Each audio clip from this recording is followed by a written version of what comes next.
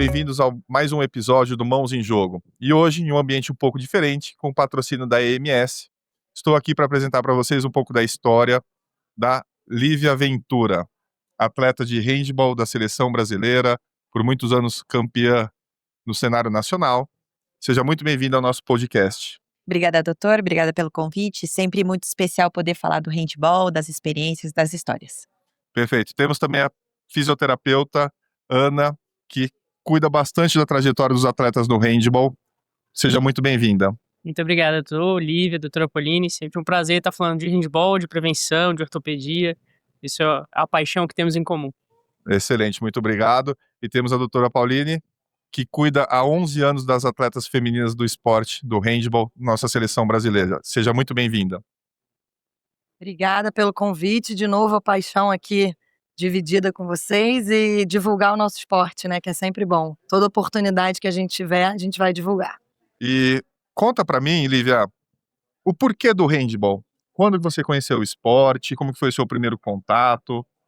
Olha, doutora, todos os lugares que eu chego para falar um pouquinho da história, muitas pessoas me abordam e falam: nossa, eu joguei handebol na escola, nossa, eu pratiquei, eu adorava. E é isso, o handebol é muito praticado nas escolas. A gente tem um estudo dizendo que é a segunda modalidade mais praticada nas escolas. Então, comigo não foi diferente. Eu comecei nas escolas, tive todo o apoio e suporte dos meus professores de educação física, que viram um potencial diferenciado e falaram: eu acho que você deve buscar algo a mais, né? Ir praticar em outro lugar que te dê mais estrutura. E assim começou a minha trajetória. E é um esporte um pouco mais truculento, vamos dizer assim, mais impacto, né? Até lembro, eu joguei um pouco de handebol, mas minha mãe não ficava muito animada com o esporte, é um pouco mais violento. Na verdade, é muito mais impacto. Né? A gente tem essa parte do contato físico, né? É permitido, claro. A gente tem as regras, né? Depende do contato físico, a gente tem também as punições, mas o handebol, sim, propicia esse contato físico mais bruto. E isso favorece ou aumenta o risco de lesões, né? No seu começo da carreira, você começou em São Bernardo? Não, eu comecei no Esporte Clube Corinthians, categorias de base, com 12 anos. Então, eu fiz toda essa minha trajetória de categoria de base no Corinthians, fiquei 5 anos lá, e depois eu já fui para um time profissional que era em São Bernardo, a na Metodista São Bernardo, a antiga Metodista São Perfeito. Bernardo. E você percebeu alguma diferença em prevenção de lesões, de tratamento, fortalecimento? Primeiro, doutor, pelo número de treinamentos, né? No Esporte Clube Corinthians, como eu fazia parte da categoria de base, eu treinava somente 3 vezes por semana. Já na categoria júnior adulto, que eu, compunha a equipe, eram treinos todos os dias, e já a parte tática, técnica, com a parte física, que tinha a questão aeróbia, a parte de força, de musculação. Então, assim, já era um treinamento diferenciado. Então, sim, já havia diferença da categoria de base para a categoria adulta. E isso a gente está falando de mais ou menos 2006. 6. Ana, conta pra mim, 2006 pra cá, ela falou que fazia um pouco de aeróbico, ou seja, o pessoal corre, né, dá a volta na quadra, mas mudou alguma coisa de preparação física? Isso prevenia lesões ou existem hoje em dia treinamentos específicos para cada posição do handball? Como é que funciona hoje? Sim, Como era na época e hoje em dia? Tem sido muito discutido, né? A nossa literatura ela é muito embasada principalmente no cenário europeu, o que para nós é um berço do handebol, mas que também na área médica é um berço de grandes escolas de estudos, né? Então isso nos ajuda em algum fornecimento de matéria científica para que nos consiga embasar no processo, né? Então antigamente você via no basquete, no futsal, principalmente no handebol, era muita corrida, subir e descer escada nos ginásios, então sobe, desce, né? E hoje a gente vem estudando cada vez mais sobre prevenção de lesão, sobre um controle, né? Então um controle antes da quadra, durante a quadra e o pós-quadra, né? E uma coisa que vem se mostrando muito efetiva nesse controle é a ideia de trabalho transdisciplinar. Então, assim, a preparação física e a fisioterapia extremamente unidas, a medicina extremamente unida com a fisioterapia, com a preparação física, com a análise, com o técnico tático. Então, a gente conseguindo entender todo mundo e ajudar uns aos outros, isso tem sido um diferencial muito grande. Então, antigamente o handebol tinha um jogo muito corrido, o jogo passou a ser muito mais potente. E para você desenvolver potência, você precisa desenvolver um trabalho de força. Então, a gente olha no cenário europeu, principalmente, as pré-temporadas são feitas baseadas no treino de levantamento de peso olímpico. E aí, a gente pode transpor isso até para as outras modalidades. Existem modalidades aquáticas que utilizam algumas vezes o LPO para você trabalhar a potência para uma saída para água. Então, assim, é Um muito arranque, né? interessante, exatamente. E Então, existe... isso ajuda muito a gente, né, dentro do trabalho, em talvez fazendo um treino mais curto, mas mais intenso, trabalhando a base de potência. E a gente consegue prevenir lesões tendíneas, né? Quando a gente vai estudar sobre tendão, a gente vê bastante sobre o potencial do tendão de acumular e responder com carga. Então, veio mudando muito e ainda bem, porque isso está dando mais longevidade para os atletas, mas a gente ainda tem que estudar bastante sobre o processo inicial ali, nas categorias de base. Perfeito. E, doutora, estudo biomecânico do esporte, né? Para a gente prevenir lesões. Elas têm principalmente lesões no ombro, né? Então elas fazem uma hiperextensão, uma hiperrotação externa do ombro, muito parecido com o beisebol. Com isso ganha potência no arremesso.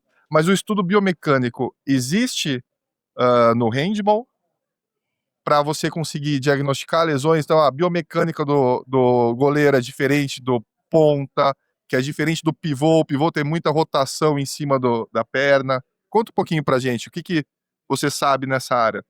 Existe com certeza essa diferença da posição do handball, né? E uma coisa que eu queria comentar quando você perguntou ali, quando eu entrei na seleção e eu tive a oportunidade de jogar aí nos anos 90, e o que mais me chamou a atenção era a velocidade do esporte, assim, a mudança da velocidade, e isso me impressionou muito, né? A potência, tudo isso aumentou o número de lesões, óbvio, né? E a gente teve que se adaptar a isso. Existe sim a biomecânica de cada posição, a gente tenta trabalhar isso, então a gente tem treino específico para goleira, treino específico para pivô, treino específico para as de linha, né? E aí a gente trabalha cada coisa que cada uma precisa, né? De tronco, de quem vai ter que girar, e girar sendo segurada. E é bem isso, potência, equilíbrio, evitar e a prevenção, hoje a gente sabe o quanto é importante, né? Mas nem sempre a gente consegue. E aí entra a questão específica do esporte, um esporte de contato que está cada dia mais veloz e as atletas têm que se adaptar e a gente junto. E pegando o gancho da Ana, a interdisciplinaridade é muito importante, esse contato do técnico com a gente, com o preparador físico, com o físio, e a gente sabe, tem trabalhos que mostram isso, né? Quanto mais comunicação a gente tem, melhor vai ser para o atleta. A gente vive batendo nessa tecla, que ainda aqui no Brasil a gente tem um déficit nisso, dessa coisa da comunicação. Quanto isso é importante, quanto mais a gente tiver dados de todo mundo, melhor a gente vai chegar lá na ponta e vai prevenir uma lesão que pode tirar a atleta aí até 1 ano de circulação, né? E falando nisso, a Lívia foi excelente atleta no começo de carreira, chamou muita atenção de muitos times e, inclusive, acabou indo para a França jogar, não é? Você já participou 3 temporadas na França e uma delas se chegou ao campeonato, a ser campeã. Uma das principais competições dos campeonatos europeus, que é a Challenge Cup, né? Que é você sobe os níveis até chegar à Champions League. Claro, demanda de toda uma estrutura, mas a gente conseguiu ganhar aí essa Challenge Cup, foi muito importante e foi na França, né? E uma cultura diferente, povo diferente. Você estava lá sozinha, praticamente sozinha.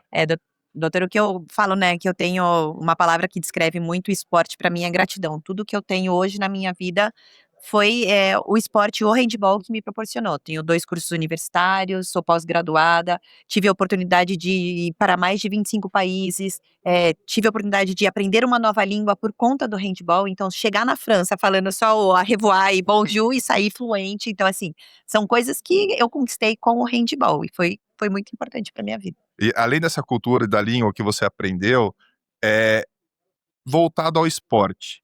Hoje a gente sabe que a França é potência no handball, né, há muito tempo. O que você percebeu de preparação física diferente? Se tinha uma equipe de retaguarda muito maior do que no Brasil ou não tinha tanta diferença? Foi muito diferente, né? Eu até comentei da minha preparação de categorias de base para um adulto no Brasil, já foi um avanço muito grande, um salto muito grande. Do Brasil para a Europa, absurdo. Lá eu realmente era uma atleta profissional, eu treinava 2 vezes por dia. De manhã era a parte física e de tarde era a parte técnica e tática. Então, assim, era muito desgastante. Fisicamente, assim, eu evoluí absurdamente. Só que eu não tinha essa interdisciplinaridade. Tinha o técnico que acumulava função. Só que ele era bom. Então, assim, ele conseguia passar para as atletas a parte física E na parte de quadra técnica tática também. Eu senti um pouco de falta de uma pessoa específica para me falar um preparador físico, né? Formado, capacitado, enfim. Só que ele fazia essa função e deu certo. Perfeito. E você ficou em 2013, você teve uma lesão mais importante da sua carreira, não é? Foi uma lesão do ligamento cruzado do joelho. Exatamente. E foi quando você decidiu voltar para o Brasil. Eu tive a lesão, né? Fui fazer uma finta, acabei rompendo o ligamento cruzado. E eles me deram a opção de vir me recuperar no Brasil. Eu operei na França com o médico da seleção francesa de handball. Então, assim, foi super. E até hoje nunca tive nenhum problema, fui super bem realizada. E quando eles me deram essa escolha, além de eu poder estar perto da minha família, né? A parte mental já faz muita diferença numa um breve retorno às quadras, eu precisava, né, desse apoio, dessa rede para eu conseguir voltar o quanto antes, sabendo que eu ia ficar pelo menos 8 meses fora das quadras. Então eu voltei para o Brasil e foi uma ótima escolha, porque eu tive que ficar na França 30 dias após a cirurgia, por conta do avião, trombose, enfim, todos os itens que poderiam me prejudicar. E quando eu cheguei no Brasil, eu comecei o tratamento de fisioterapia lá. Só que quando eu cheguei no Brasil, eu já estava com uma fibrose muito grande. Porque eles têm um tratamento diferente, né? Eles são muito mais cautelosos, diferente daqui, que a gente vai avançando com 30 dias, a gente tem que estar com 180 graus, enfim. E foi a minha melhor escolha, ter voltado e ter me recuperado aqui. É isso que eu ia entrar com a doutora e com a Ana, justamente nesse ponto, né? A cirurgia técnica cirúrgica ela é difundida, os profissionais fazem cirurgias muito próximas, tanto aqui no Brasil, Estados Unidos, onde for. Mas a reabilitação, ela é um pouco diferente, né? Lógico que você está do lado da família, tem toda essa parte emocional que é muito importante na reabilitação do atleta, mas conta pra mim, e a gente vê jogadores de futebol também voltando ou levando o seu próprio fisioterapeuta, né? Conta pra gente, debate um pouquinho pra gente, essa diferença que tem de reabilitação na Europa e aqui no Brasil. Isso é um gap que realmente a gente se pergunta, e a gente não tem uma resposta definitiva, porque realmente eu vejo, e eu como médica da seleção já viajei a Europa inteira, né, com a seleção, e eu vi com os meus olhos que realmente a reabilitação lá é deficitária, comparado com os profissionais que a gente tem aqui no Brasil, que são excelentes, assim, a Ana é um exemplo, eu tenho as físicos que trabalham comigo na seleção, a gente volta e meia tem esses gaps e condutas que a gente não entende porque eles tomam, realmente é uma coisa que eu não tenho uma resposta pronta.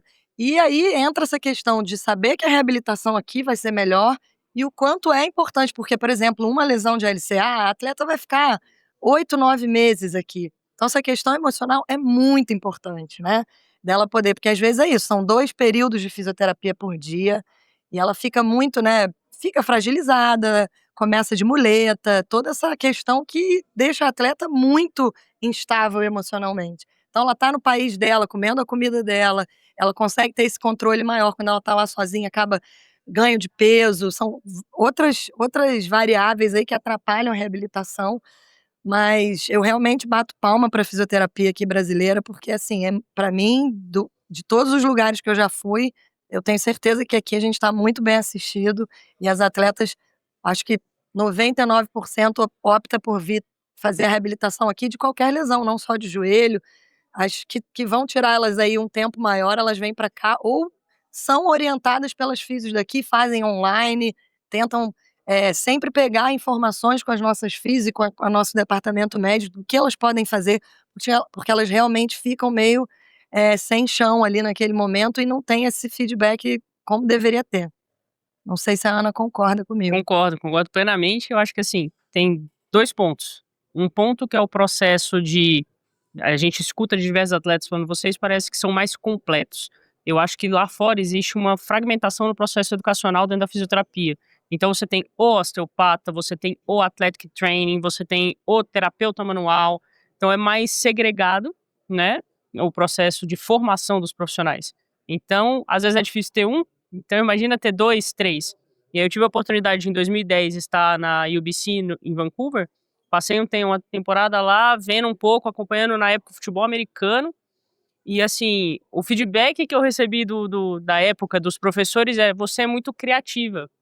E assim, acho que não é assim, o brasileiro por si só é muito criativo. Mas assim, é isso, a gente tá atento não só a cinésio, mas também a biomecânica, mas também a terapia manual, mas também uma intervenção de agulhamento a seco. A gente pensa em mais leques, porque no nosso processo de formação profissional aqui, a gente é formado dessa forma. Acho que esse é um ponto primordial. Por outro lado, eu acho que aqui eu tento estimular o máximo possível os colegas pesquisadores, porque a gente deve desenvolver metodologia científica melhor aqui também, né? Exato. Mais Dentro- publicações, né? Exatamente. Então, assim, se na nossa parte prática a gente é tão rico, por que a gente não transcende? E aí vem toda uma questão de incentivo à pesquisa no alto rendimento, nas categorias de base, na fisioterapia atrelada à preparação física, na análise de biomecânica do movimento. A gente está vendo indivíduos jovens com cada vez mais deficiência biomecânica Sim. pela nova geração, brincar menos, né?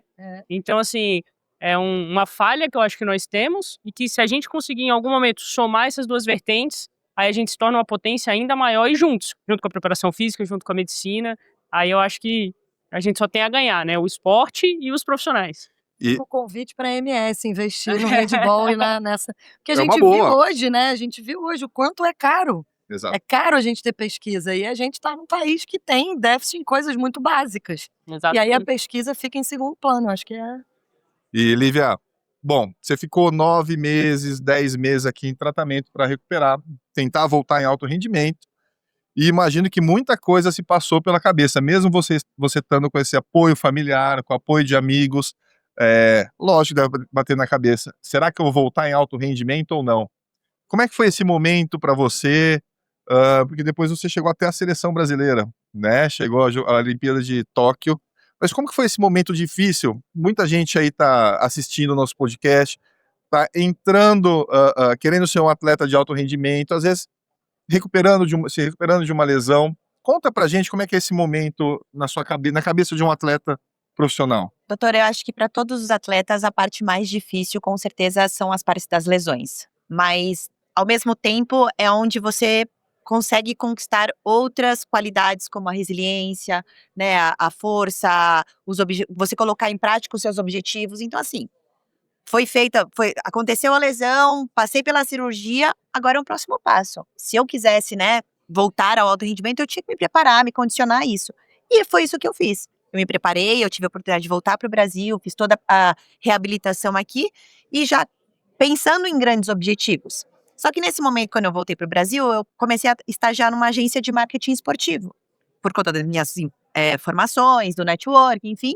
Eu achava que era importante, né? Eu também focar na minha reabilitação, claro, só que eu precisava respirar um pouco, né? Porque é importante também você abrir os seus olhos para as outras coisas e falar, calma, estou me reabilitando, preciso focar nisso, mas eu posso. Isso me ajudou muito também, porque eu, né, comecei a conversar com outras pessoas, a sair um pouco daquele mundo que você fica bitolado, que você fica tão concentrado. E aí eu passei pelo processo de reabilitação junto da agência, e eles me ajudaram muito nisso. E aí eu comecei a trabalhar e jogar. Comecei a ter uma jornada dupla, que é muito difícil, porque, como a Pauline disse, o nosso esporte é pouco valorizado aqui no Brasil, e eu precisava disso, né, para me manter, ter uma renda, enfim, construir a minha família. Eu tive esse momento de trabalhar e jogar, só que eu cheguei no momento que eu tive um burnout, que eu falei, né, fiquei hospitalizada 2, 3 dias, estava muito estressada, muitas coisas na cabeça, e eu acho que isso também faz parte, né, da vida do atleta hoje no Brasil, que você, infelizmente, por conta de falta de investimento, a gente tem que se virar para ter uma condição boa de vida. E naquele momento eu estava me virando, só que, né, chega também a parte física, uma hora te avisa e fala, não, peraí, você precisa se concentrar no que realmente você quer. E aí, nesse momento, eu tive a oportunidade de engravidar. Hoje minha filha tem 7 anos, a Maria Eduarda. E quando a Maria Eduarda tinha 7 meses, eu recebi uma ligação de um gestor da equipe de São Bernardo falando, eu preciso de você. E você escutar aquilo, eu acho que você lembra de todo o seu passado, né? De todos os... Fagulhazinha chama. ali, né? Eu sempre falei, assim, a chama nunca tinha se apagado. A chama estava ali acesa, e aí eu falei pra ele, não, você tá maluco, minha filha tem 7 meses, meu corpo e tal. Ele falou, sua história não acabou ainda no handball. E realmente não tinha acabado. Isso foi em 2018, eu voltei a jogar aqui no Brasil, teve o problema da pandemia, que pra mim não foi problema, até me ajudou, né? Eu tive 1 ano a mais pra me preparar. tive que jogar na Europa, porque conversando, né, essa comunicação que eu tinha com a comissão técnica da seleção brasileira, ele me falou, olha, se você continuar no Brasil, você não vai ter nem oportunidade de pleitear uma vaga. Então eu falei, eu não vou ficar no IC. Eu acho que é isso também, a importância da mentalidade do atleta de e se eu for, e se, e deixar passar. Você não pode deixar passar as oportunidades. E ali eu falei, não, eu vou, minha família, eu tive toda a rede de apoio, fui com a minha filha para Portugal e eu consegui uma vaga, conquistei uma vaga olímpica. Então, assim, eu acho que Que história, hein? essa De superação. resiliência, Tá essa chorando já, doutora? Quase. vontade. E claro, aqui a gente trouxe para MS hoje o meu caso, que eu tive um problema no joelho um mês antes de uma fase de treinamento da seleção. A gente entrou com um procedimento, né, que foi o PRP, com a doutora Pauline me auxiliando. E para mim, né, podem falar, mas para mim foi, eu acho que o que me ajudou muito e até me ajudou, enfim, a estar pleiteando essa vaga para os Jogos Olímpicos de Tóquio foi a aplicação e o procedimento do PRP. Excelente. Então a gente vê que a vida de um atleta não é só o pódio, né? O pódio eu acho que é um pequeno detalhe de toda uma história construída por trás de superação, Com de certeza. conquistas. Medalhas e títulos estão na história, né, doutor? Eu falo que o handball moldou meu caráter, minhas qualidades de resiliência, força, né, de saber trabalhar em grupo, são qualidades que, felizmente, o esporte pôde me proporcionar. Excelente, linda história. Muito obrigado. E para a câmera, para os nossos telespectadores, conta para eles, dá alguma dica em relação a esse momento difícil que ele está passando, ou como é para se tornar um atleta. Conta um pouquinho essa história rápida, dá alguma dica para ele de como ele pode superar em momentos difíceis e mostrar o quão é bonito a hora que você está lá em cima defendendo a sua seleção, o seu país. É inexplicável, é uma sensação todas as vezes, ainda hoje eu estou no Esporte Clube Pinheiros, eu todas as vezes que escuto o hino nacional eu me emociono ao olhar a bandeira, ao lembrar da minha história e ser grata ainda de poder estar fazendo o que eu mais gosto.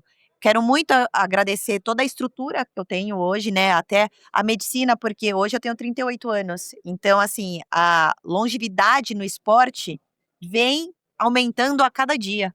Porque antes a gente tinha um prazo de validade, doutora. Até 30 anos você consegue jogar, você está em alto rendimento. E não.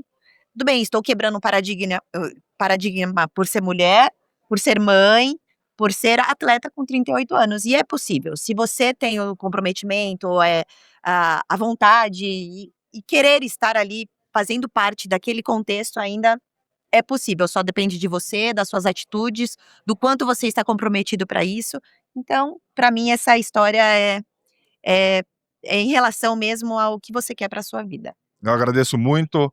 Ana, quer deixar alguma mensagem para o nosso Só podcast? agradecer, eu acho que assim, quanto mais a gente dissemina informação e troca informação, a gente só tem a crescer, né? Então, tudo que a Lívia trouxe agora, a gente vem tendo acesso à literatura mostrando sobre saúde da mulher, as peculiaridades, quanto, tipo assim, o esporte feminino era algo tão embrionário e foi durante tantos anos, e aí a gente vê nas últimas Olimpíadas, nós fomos a delegação mais próxima de igualdade, se não pode-se dizer uma igualdade, e fomos detentas da maioria das medalhas. Então, cara, como isso é legal, nós enquanto mulheres, enquanto pessoas apaixonadas pelo esporte, ver esse crescimento, ver essa fonte de informação com a literatura. Então, quanto mais a gente puder estudar, e principalmente não só estudar, mas trocar, eu acho que assim, somas para todas as áreas, né? E aí a gente vai poder ter mais casos de Rebecas, de Lívias, de outras mulheres de referência que conseguiram superar todos os obstáculos sociais, da parte médica e do esporte, né? E a gente vem falando sobre todas as áreas, e por que não falar também da psicologia, né? Que assim, o quanto ela acabou de trazer o relato, o quanto ela não conseguiu ser resiliente e evolutiva num processo, e hoje a gente pode falar disso, né? Com mais clareza, e não só a psicologia antes era aquela pessoa que toda a comissão estava aqui, a psicologia estava ali, se der algum problema vai para lá. Exato. E hoje a gente já fala até em prevenção dentro da psicologia, né? Se trabalhar os aspectos mentais de forma preventiva, para que na hora que você alcance, que você escute o hino, que você esteja olhando a bandeira, você consiga valorizar e saber ter a consciência de eu estou preparado para estar aqui, para esse momento. Então, acho que em todas as áreas, porque a gente, quando tá no banco, escuta o hino, se emociona do mesmo jeito, passa o feedback na cabeça do mesmo jeito.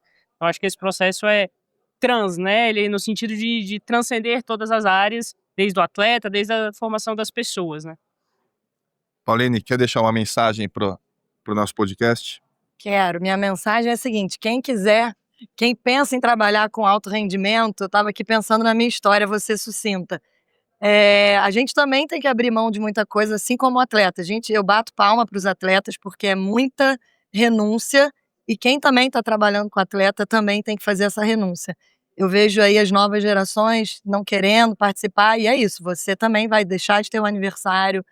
Eu lembrei aqui da minha vida, meu filho tinha 8 meses quando eu fui a primeira vez para a seleção, né? Então, eu tive que deixar a minha parte pessoal de lado, e hoje não me arrependo. Ele tem 11 anos e tem muito orgulho da mãe dele, mas foram momentos muito difíceis, e quem quer trabalhar com atleta, com alto rendimento, com esporte, tem que estar tão comprometido quanto os atletas. Então, quem quiser, é isso. Muito obrigado, Lívia, novamente. Muito obrigado por mais um episódio. Estamos chegando ao fim desse episódio de podcast Mãos em Jogo. E se você gostou, curta, compartilhe. Informações é importante para um atleta de melhor rendimento. Muito obrigado.